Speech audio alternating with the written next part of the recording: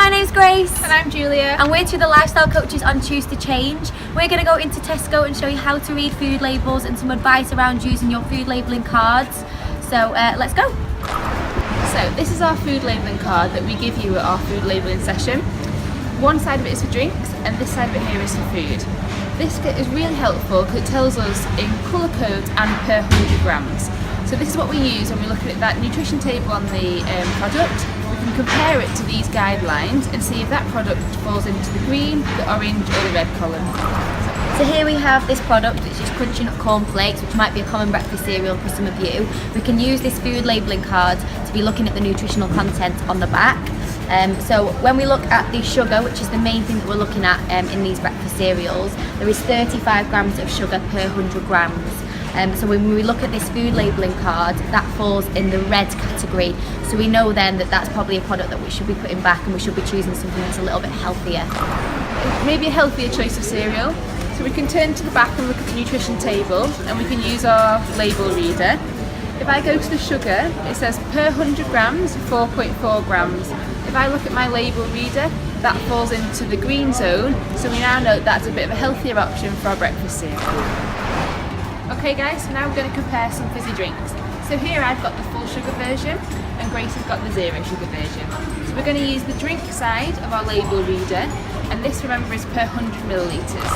About 10 grams per 100 millilitres does actually fall in the amber zone. It's really important that we remember that it's very rare we'd actually only drink 100 millilitres of this drink. Those single serve bottles you can buy as part of a meal deal or at the front counters are usually 500 millilitres. That would take you to 50 grams of sugar.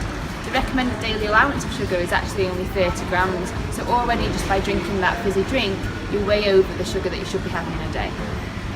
So here I have the zero sugar Coke, which obviously has no sugar in it at all.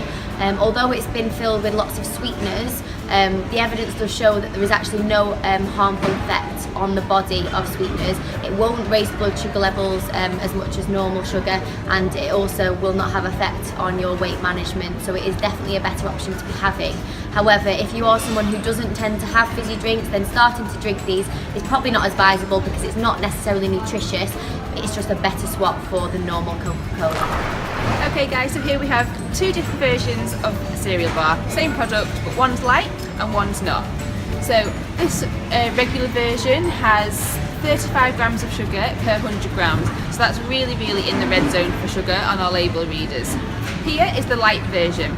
So this word light actually only means that the product has to be 30% lower in fat, salt, sugar or calories than the original product.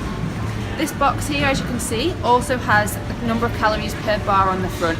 So a 70 calorie snack seems quite low, and that is something that's likely to grab our client's attention. However, it's really important to note that although it's only 70 calories, per 100 grams there is still 23 grams of sugar in that bar, which is also in the red zone for the sugar on our label reader. So yogurts is something that our clients often get confused about. Whilst it's sometimes promoted as a healthy product, and it can be a healthy product, it's often really important to be aware of the sugar content because a lot of these flavoured yogurts are filled with sugar. So for example, we take this Onken cherry yogurt.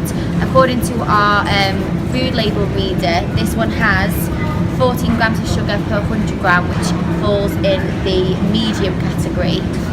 But what we can have as an alternative is just a fat-free natural yogurt, which only has 6.8 grams of sugar per 100 gram. So obviously a lot better for your sugar content. And what you can also advise is that you add some fruit to make it a little bit tastier.